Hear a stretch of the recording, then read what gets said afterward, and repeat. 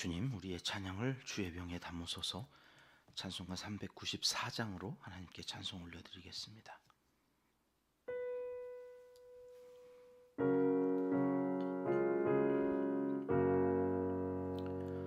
이 세상의 친구들 나를 버려도 나를 사랑하느니 예수뿐일세. 예수 내 친구 날 버리지 않네. 온 천지는 변해도 날 버리지 않네.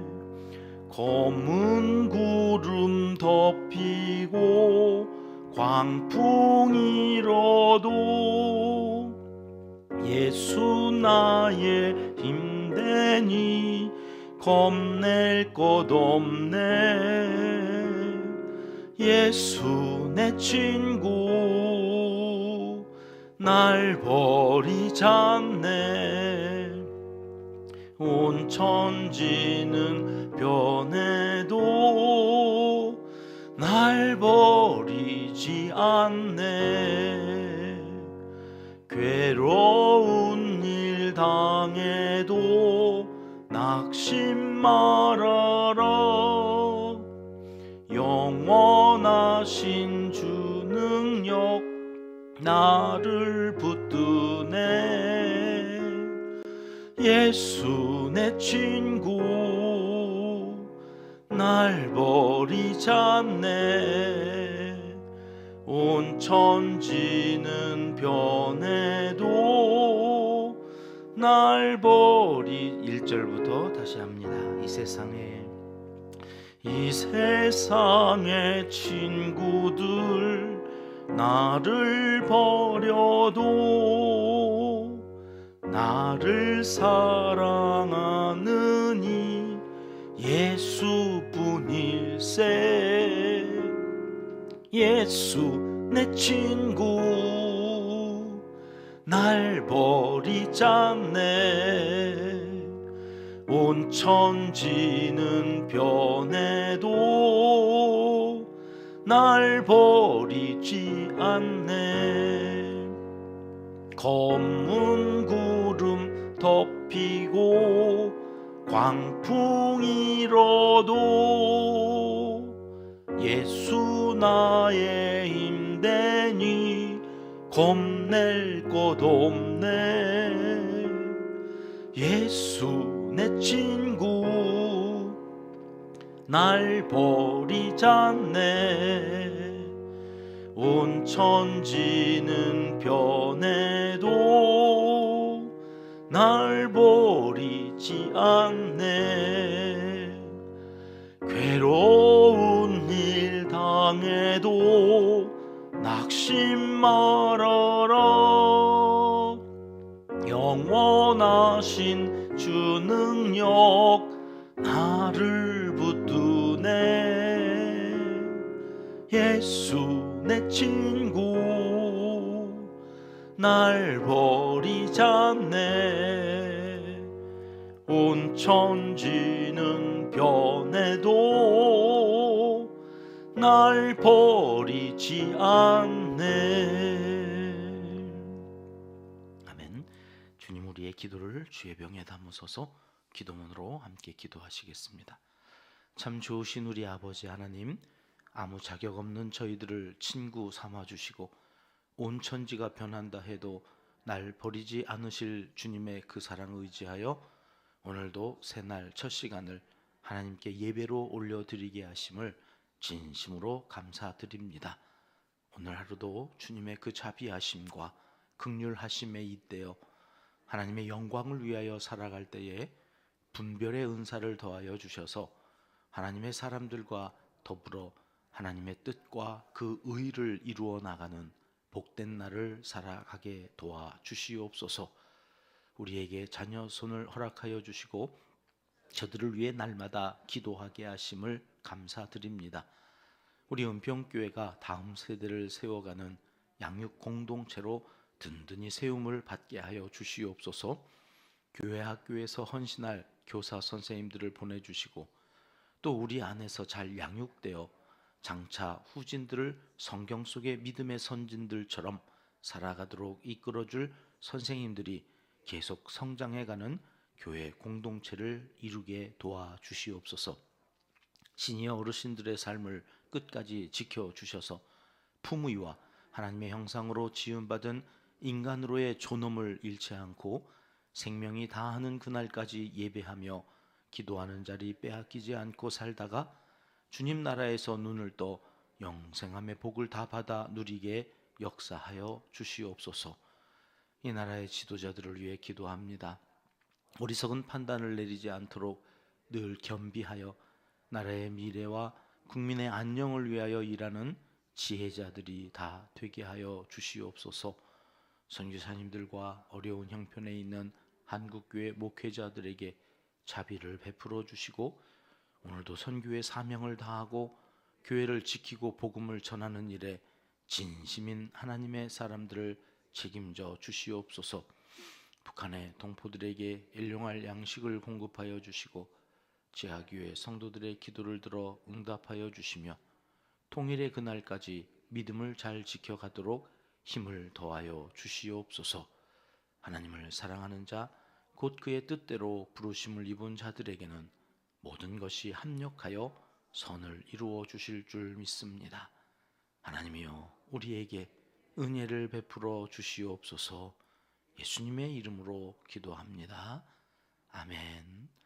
이 새벽 주시는 하나님의 말씀은 사무엘하 16장 말씀입니다. 10절, 11절 말씀 함께 읽겠습니다. 왕이 이르되 수리아의 아들들아, 내가 너희와 무슨 상관이 있느냐?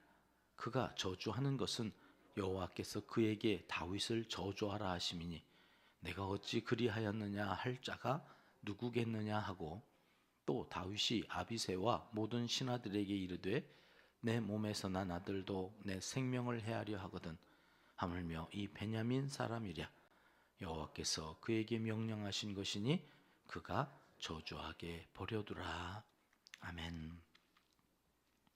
다윗이 누구입니까? 하나님이 어디를 가든지 이기게 하셨다는 전쟁의 영웅입니다. 그런 그가 지금 아들 압살롬이 반역을 했다고 이렇게 예루살렘을 버리고 도망을 갈 만큼 유약한 사람이 아닙니다. 그런데 칼 한 번 휘둘러 보지도 않고 예루살렘을 뒤로 하고 지금 도망을 간다는 거거든요. 여러분, 여기엔 다른 뜻이 있는 거죠. 여튼 다윗은 지금 인생에 큰 위기를 맞게 되었습니다. 인생이 굽이굽이 참 원치 않지만 위기를 만나게 되어 있습니다. 이 위기라고 하는 게 참 버겁고 힘들지만 보면 그때마다 또 주변에 여러 사람들이 있어서 그 사람들이 이 옥석이 가려지는 그러한 시간이 되기도 합니다. 내가 잘 될 때 내 옆에서 입에 혀처럼 구는 사람들이 있습니다. 내가 빛이 날 때 그 후광을 덧입기 위해서 내 곁에서 간이고 쓸개고 다 내어줄 것처럼 그렇게 구는 사람이 있는데요. 근데 쫄딱 망해가지고 위기에 처하면 이 사람들이 어디론지 사라져버려요. 머리카락이 보일 것처럼 다 숨어서 나타나지를 않아요. 그런데 이런 위기에 빠져 있을 때 도움이 되고 힘이 되고 용기를 주는 사람이 또 있단 말이죠. 평상시에는 그렇게 친한 것 같지 않았는데 힘들고 어려운 일이 생길 때 어디선가 저 어렸을 때 봤던 짱가, 어디선가 누군가에 짜짜짜짜 짱가 하면서 나타나가지고 도와주는 그런 존재들이 살면서 또 있단 말이죠. 다윗이라고 다르지 않은 것 같아요. 아들을 피해서 이제 도망가는데 나타나는 사람들이 있어요. 1절 말씀부터 볼까요? 1절, 오늘 본문의 1절 말씀은 이렇게 기록되어 있습니다. 같이 있습니다.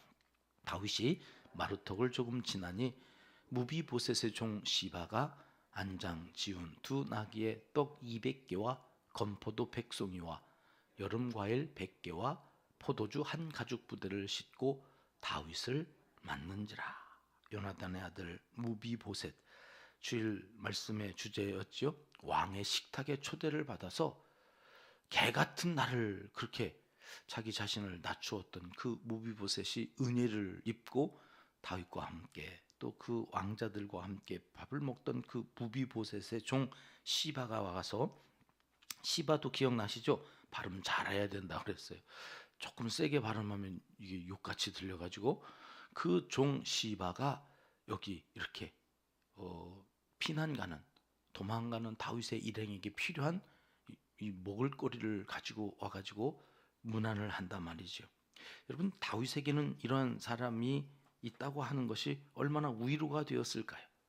아들에게 이렇게 내몰려서 도망가는 다윗의 마음에 자기를 위해서 준비되어져 있는 이 먹거리를 챙겨오는 그 사람을 보고, 그런데 이상한 겁니다. 뭐가 이상했을까요? 2절 말씀 같이 읽어보겠습니다. 시작.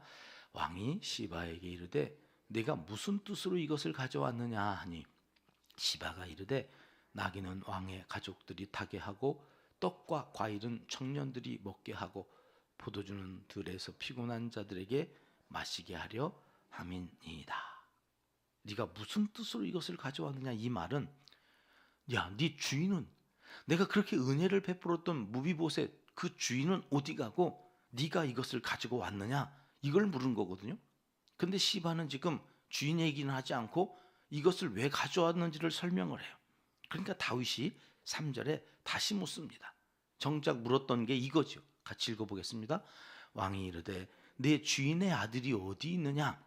아니, 시바가 왕께 아뢰되 예루살렘에 있는데 그가 말하기를 이스라엘 족속이 오늘 내 아버지의 나라를 내게 돌리리라 하나이다 하는지라. 무비보시 어디 있다고요? 예루살렘에. 그 예루살렘에서 그는 뭐 하고 있을까요? 드디어 하나님께서 내 아버지의 나라를 내게 돌려주려고 한다. 뭐 그렇게 춤을 추면서 다윗이 도망가고 있는 이때 자기는 예루살렘에 남아서 사울의 나라, 사울 왕이 다스렸던 그때를 회복되기를 간절히 바라고 있다. 이런 이야기를 하는 거예요. 지금 뭐 피난길에 이게 사실인지 아닌지 확인할 길도 없고 그저 자기를 위해서 먹을거리를 가져오고 필요를 채워주는 이 시바의 말을 다윗은 그대로 믿어요. 그리고 이렇게 말하지요. 4절 말씀입니다. 같이 읽겠습니다. 왕이 시바에게 이르되 무비보셋에게는 있는 것이 다 내 것이니라 하니라. 시바가 이르되 내가 절하나이다. 내 주 왕이여, 내가 왕 앞에서 은혜를 입게 하옵소서 하니라. 졸지에 사울 왕의 밭 다 무비보셋에 줬던 것이 누구에게로 왔어요? 지금 시바에게로 왔어요. 좀 살피기라도 하든지 아니면 좀 나중에라도 좀 하지. 갑자기 이거 나중에 이제 우리 19장 가면 이 시바가 다 모함한 거고 이게 거짓 보고였고 잘못된 거였다고 하는 것이 이제 밝혀져요. 그때 다윗은 어떻게 할까? 우리 물음표 찍어놓고, 하여튼 확인할 길이 없으니까 그랬겠죠. 그리고 화가 단단히 났어요.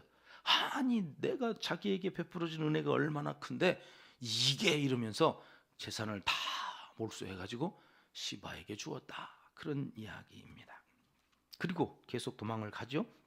이번엔 사울의 친족 중 한 사람이 나타납니다. 시므이라고 하는 사람인데요. 7절 말씀 같이 읽겠습니다. 시작. 시므이가 저주하는 가운데 이와 같이 말하니라. 피를 흘린 자여, 사악한 자여, 가거라 가거라. 앞에는 자기를 위해서 음식을 장만해온, 이게 사실인지 아닌지는 모르지만 하여튼 나를 위한 사람 시바가 있었다면, 이제는 자기를 향해서 저주하는 사람이 나타났어요. 시므이라고 하는 사람. 아마 사울의 가까운 친척 중에 하나가 아니었을까. 왕족이었는데 갑자기 쫄딱 망했어요. 그 원한이 다윗 때문이라고 생각했던 사람인가 봐요. 왕이 있을 때는 감히 나타나서 못하다가 이제는 다윗이 쫓기는 신세가 되었다고 그러니까 나타나가지고 막 저주하는 거죠. 이 피를 흘린 자요, 사악한 자요. 8절 말씀 보실까요? 8절 같이 읽겠습니다. 사울의 족속의 모든 피를 여호와께서 내게로 돌리셨도다. 그를 이어서 네가 왕이 되었으나 여호와께서 나라를 네 아들 압살롬의 손에 넘기셨도다. 보라, 너는 피를 흘린 자이므로 화를 자초하였느니라 하는지라. 이 시므이라고 하는 사람은 지금 사울과 그 아들들의 피를 흘린 것이 다윗은 아닌데 자꾸 이것이 다윗 때문에 흘린 피라고 생각을 해서 이 피를 흘린 자라고 하는 것은 사울과 그 아들의 피를 네가 흘렸다고 지금 이야기를 하는 거예요. 사실은 아닌데 그렇게 믿고 다윗을 미워하면서 저주하는 거죠. 근데 이 시므이의 말을 듣고 옆에 있었던 다윗의 신하들이 가만히 있을 리가 없죠. 저거 목 따올까요? 저거 죽여버릴까요? 끊임없이 그 옆에서 화를 내고 다윗에게 가서 저거 죽여버릴까요? 이렇게 허락을 구하는데 그때에 다윗이 이렇게 말을 하지요. 10절 말씀, 오늘 우리가 함께 읽었던 본문인데요. 한 번 더 같이 읽겠습니다. 왕이 이르되 수르야의 아들들아 내가 너희와 무슨 상관이 있느냐.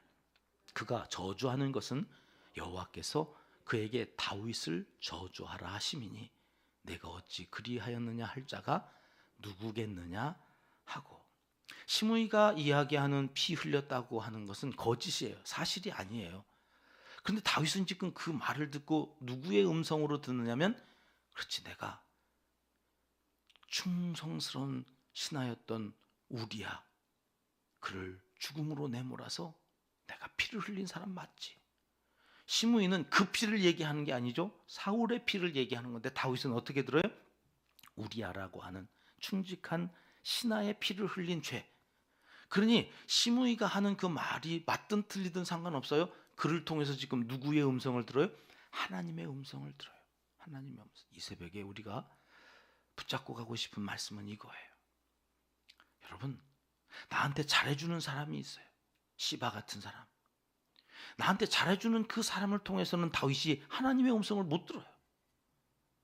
그런데 지금 자기를 저주하는 이 시므이라고 하는 사람을 통해서는 하나님의 음성을 들어요. 여러분, 이게 인간이에요. 누가 나한테 잘할 때는 하나님의 음성이 안 들려요. 사람들과 함께 잘 지내면서 내가 희희낙낙 즐겁고 행복할 때 그때 하나님의 음성을 들어야 되는데 우리는 그때는 하나님의 음성이 안 들려요. 언제 들려요? 저 시므이 같은 사람이 나타나가지고 저주할 때. 야, 이게 참 아이러니한 거예요. 인생에.